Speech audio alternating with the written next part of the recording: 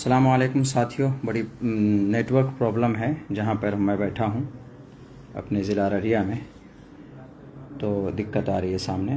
कहना ये था कि भी जनाब अख्तरुल ईमान साहब को किसी ने पूछा कि मौलाना का टिकट क्यों कट गया, मुर्शिद मुखिया को क्यों दे दिया आपने, तो हमारे सदर साहब ने कहा अख्तरुल ईमान साहब ने कि अभी टिकट का अनाउंसमेंट नहीं हुआ, मौलाना पहले ही रिज़ाइन दे के चले गए। पहली बात तो मैं ये कहूँ कि मैंने रिज़ाइन दिया है, मैंने अभी तक किसी भी पार्टी को ज्वाइन नहीं किया है। जो भी सोशल मीडिया पे चल रहा है बिल्कुल गलत है। मैंने पार्टी से इस्तीफ़ा दिया है, मैं बिल्कुल अलग थलग बैठा हूँ, मैंने किसी भी पार्टी को ज्वाइन नहीं किया। रही बात सदर साहब जो बोल रहे हैं कि हमने किसी को टिकट नहीं दिया, सिंबल नहीं दिया है, तो ज़रा ये बताया, मैं पूछना चाहता हूँ आदिल साहब से भी और अख्तरुल ईमान साहब से भी कि आपने ये कहा कि हमने किसी के टिकट का अनाउंसमेंट नहीं किया, ये बात तो सच है, लेकिन मुखिया मुर्शिद साहब पिछले 3 दिन से तैयारी कर रहा है, लोगों को जमा कर रहा है, लोगों को कह रहा है कि हम 18 तारीख को नॉमिनेशन फाइल कर रहे हैं। तो हमने जब ये बात पूछी अख्तरुल ईमान साहब को, मैंने मैसेज किए, हमने सोचा ज़्यादा मसरूफ़ हैं, कॉल क्या करें, उनको टेक्स्ट मैसेज किया, उसका कोई जवाब नहीं आया। उसके बाद आदिल साहब को हमने फ़ोन किया तो उन्होंने कहा कि किसी को नहीं मिला है।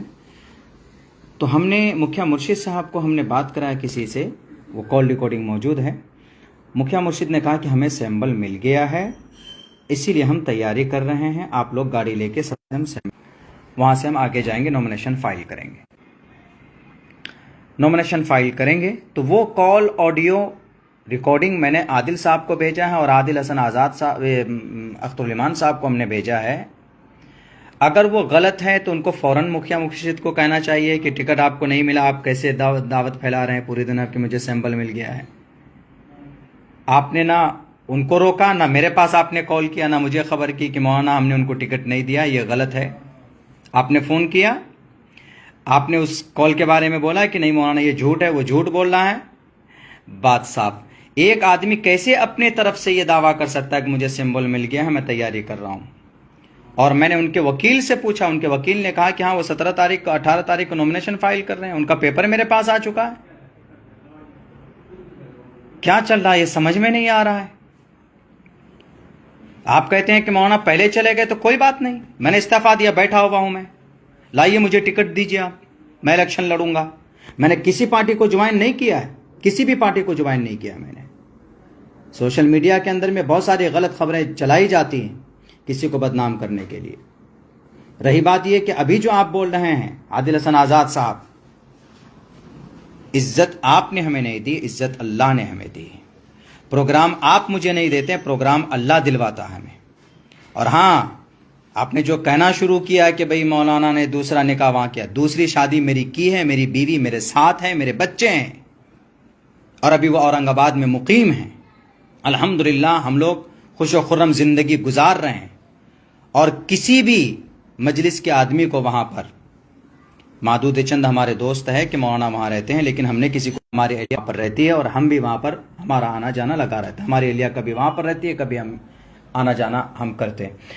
लेकिन अख्तरुल ईमान साहब, आपका ये फैसला, आपका ये इंटरव्यू हमें समझ में नहीं आ रहा। आपने कहा कि अनाउंसमेंट नहीं हुआ है, तो ठीक है, हमने अभी पार्टी से इस्तीफा दिया है, हम किसी पार्टी में ज्वाइन नहीं हुए हैं, अभी बिल्कुल हम आज़ाद हैं। आप हमें टिकट दीजिए, हम इलेक्शन लड़ेंगे, आप दीजिए।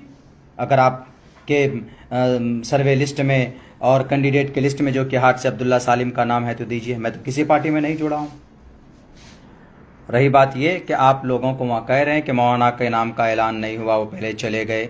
मैंने आपको रिकॉर्डिंग भेजा, कॉल रिकॉर्डिंग मुखिया मुर्शिद का भेजा है आपको।